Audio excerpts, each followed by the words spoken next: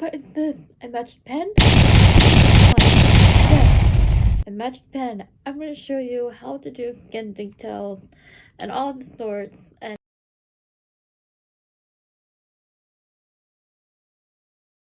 tips and tricks how you can get that very detailed skin with stippling and with cross-hatching it as well to get the fine details with the pen, with the magic pen. And yes, this is microns. I love microns. They are amazing. I'm also having a technique where I do stippling on top of the cross-hatching and then blend with the ballpoint pen. So another magic pen, another one. Anyway, jokes aside, I want to show you techniques on how I create not really smooth realistic skin, but more like very detailed. If you want your portrait to look complex and complicated, this technique is for you. I discovered this technique I think day before yesterday, and I was like experimenting in my sketchbook, and these portraits I'm about to show you one of them took 11 hours with the stippling effect and with the cross hatching, and I was like, oh, maybe this is something I should look into further. So I'm going to show you that today of how to get textured skin. So I'm really excited about that, and I'm really excited to make this video for you guys. It's been a while since you saw my face.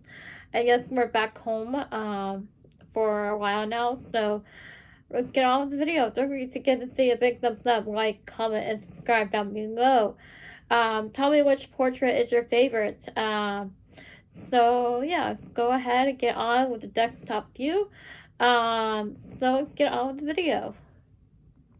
Okay, hey guys, I just wanted to show you that I am getting excuse me, I am getting better with cross-hatching in general, and I just wanted to show you this portrait without the stippling. You could get very simple if you don't want the more complicated portrait, but this technique with the cross-hatching here alone, I just want to show you a difference between the stippling effect and the cross-hatching as well. So this is the beginning of my sketchbook, and sketchbooks are meant to be for practice. And when you see these portraits, these are just practice portraits on how patient I can take with the portraits, how patient I can push myself. So I wanted to practice how long I can draw a portrait. So when I go to bigger pieces outside my sketchbook, I can be more confident. Like, hey, I have a routine now. I can do this technique with the routine. But the point is, the more comfortable you get in your sketchbook, the more easier it will be once you get to your final piece. When you get to your final piece, you know, sometimes it can be nerve-wracking just to get on the paper itself, which I've been finding, like, how to draw big on big pieces of paper. But that's what the point of the ink challenge I had done beginning of the year, where I was doing bigger portraits, and I was trying to get my shady technique down during it, but I wasn't happy with the results for most of the portraits I have done. So finally I sat down, I was like, I need to try some techniques here. Need to take a few Skillshare classes, even so. And I think I got the rhythm and the technique I like when it comes to my portraits. So with that being said, I'm going to go ahead and show you the detailed version. These are just some sketches I've been doing.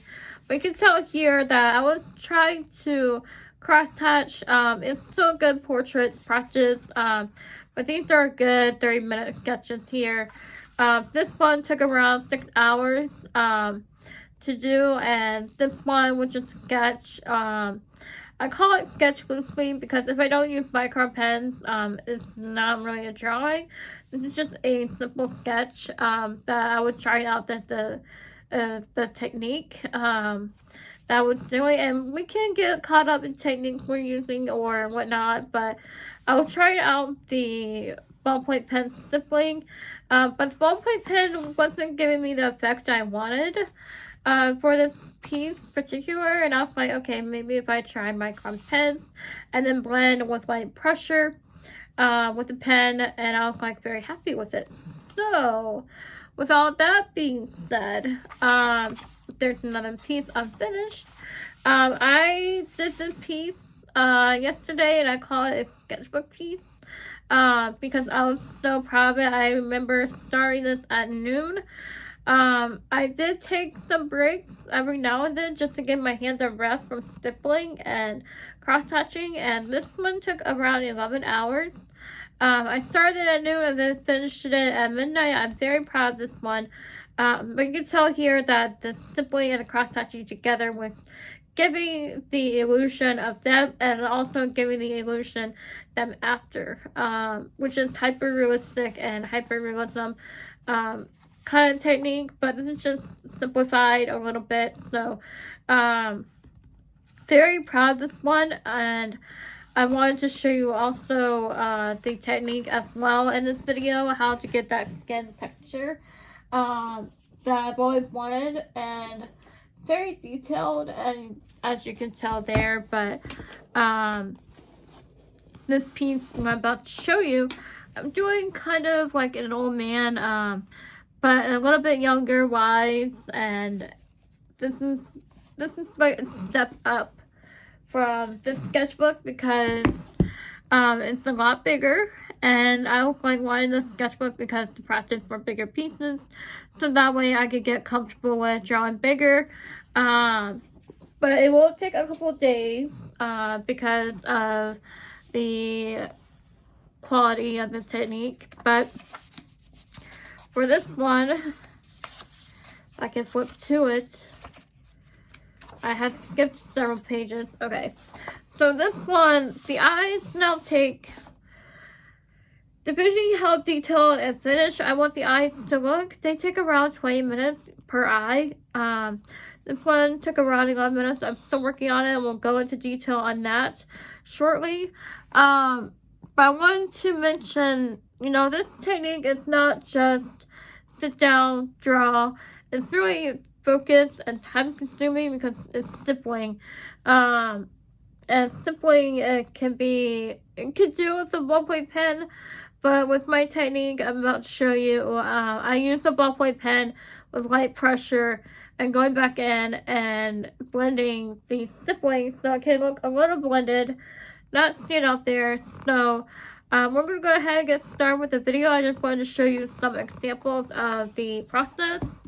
But also I'll put you on speed drawing and then voice over after. So we're going to go ahead and get started with the video. If you like what you see here, don't forget to like, comment, and subscribe down below. Turn the notification bell on so you won't miss the video. And when this video goes up, it might go up today, or I'm filming this on Wednesday. It might go up on Thursday, depending how long it takes to export. So you might be seeing this on Thursday, so I have no pressure in rushing to edit. So hopefully you guys will like the video. If you have any questions on the materials I have, I will go over the material before we start with the examples. So let's go ahead and do that now. Okay, hey guys, welcome back to this part of the video. So you saw the examples I have. I'm going to go ahead and get some pieces of paper out. I'm going to show you the width and the sizes and all of that fun technique I'm using, but mainly I'm using micron pens, and I actually love these. And so for this one, I like to use the size 08 for deep shadows and all sorts of that, and this is size 8 here. Put it on frame for you guys. So this is size 8, which is very detailed, not very detailed, but like very thick. I keep saying detailed, sorry guys. Size and 8. So this is size 8 pen. You'll see the differences when I go to an 03 or 03. 03. pen 03, and these are the microns, by the way. So we're right. Micron pens. You can find these on Amazon. You can find these. And no, I did not write straight, but micron pens. So, and the 005, if I can find it, it's my favorite. It's the tiniest, perfect for detail, perfect for stippling. You can tell a major difference between 0.5, which is this one right here, 0.3, 0.8. Comparison. If you want me to do a comparison between ballpoint pens and microns, I can definitely do that. Microns give a more cleaner line than the ballpoint pen. Ballpoint pen can sometimes be in a rush for quick sketches, but I find helpful. This is a ballpoint pen. I find it helpful that, you know, this is the ballpoint pen to blend it, because you could get like pressures and you could get like tones with ballpoint pen. So this is the ballpoint pen. But let me show you how you can get these light pressures. So I usually like to hold the pen further back and stroke from the bottom a little bit, try to get the right pressure with my hand, and try to get even tones with my lines. I don't know if you can see that because it's really light, but something like that. And then for the cross hatch, you can go over with that with the cross hatch going over, and then as you continue layering, it gets darker. And I want to mention this in the beginning of the video before we get into the nitty-gritty of meat and potatoes. I usually like to cross hatch first before I add the stippling.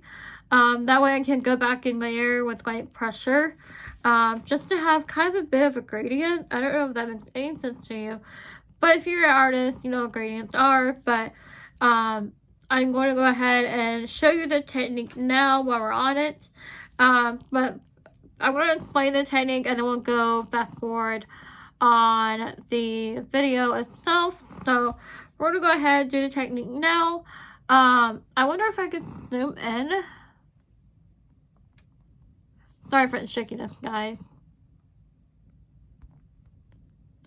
I don't know if I can zoom in. I'm going to try to like explain the technique best I can without zooming in. I can always crop it in the editing system as well, so maybe I'll do that, but in the editing software. So first I like to take the ballpoint pen, as I said. We're going to go ahead and use the cross hatch I've already laid down. And then we're going to take the 005. Oh, and by the way, you will also need a white gel pen. This is size 05, but I like to use size 010 for this one. So which you'll go in and get those highlights of the skin texture. So I'm trying to find my 005. So this is the 05 microns. So we've already laid down the cross hatch with the ballpoint pen. Stippling, let me show you stippling real quick. So stippling is something like this, just dots on the paper. So basically we're doing dots, and let me make it size 08 where you can see it. Very slow, time consuming, so I gotta be patient for it. But this is simply right here, these small dots I can get. And you can do it with a ballpoint pen, but I recommend microns for that. So we're going to go ahead and go over the cross hatch together. So with the cross hatch, you want to have at least 2 layers down before you add the stippling to it. So you want to do that. I'm adding stippling now. Doesn't have to be, it's in groups, and I'm adding stippling now. So you can see the difference, what it makes on this one right here. And then we're going to go with the ballpoint pen with the light pressure. and then blend it. And you can kind of tell that it's blended already. For the most part, you're just blending it even more. This is what it looks like blended. And then you want to go in with a size 08 and layer on top of that. So it's all about the layers for the detailed skin. And if you're doing this in graphite, you'll go in with a kneaded eraser, and you would use the kneaded eraser to create those highlights. And what I'm doing is skin texture here, so like pores and everything. But you want to go in. This is what the size 08 looks like for that. And then you want to go back in with the... It's very tedious, but it's worth it. You want to go back in with the ballpoint pen. Nope, you don't want to color it in, but you want to cross hatch and blend to make it smooth looking. You can do scubbling if you really want it smooth, but you want to do something like this at the end. But then you'll go in with your white gel pen to create the highlights and the texture of the skin. You want to do it very, very subtly. Or it's not even a word, settled with it. And you can always get back in with the crosshatch to blend it. But at this point with graphite, you would use a kneaded eraser to go back in and blend and something like that. But this is what it looks like so far with the highlights. So I hope you guys enjoyed today's video. If you have any questions or anything like that, we're going to go ahead and go over to the me drawing part. I'm not sure which part of the portrait I'm going to be working on. Probably the nose, and then you can get a better idea of what to expect. I've already done the eyes, but I'm going to go ahead and do the nose. And let's get on with today's video. We're going to do the same process as you saw here. We're going to go ahead and go over the me drawing part. If you have any questions or anything like that with the technique I'm doing, we're also going to be doing how to draw eyes, very detailed eyes, or something in a later video. But for now, we're going to go ahead and stick with this technique. I'm really excited for it, and I hope you guys are too.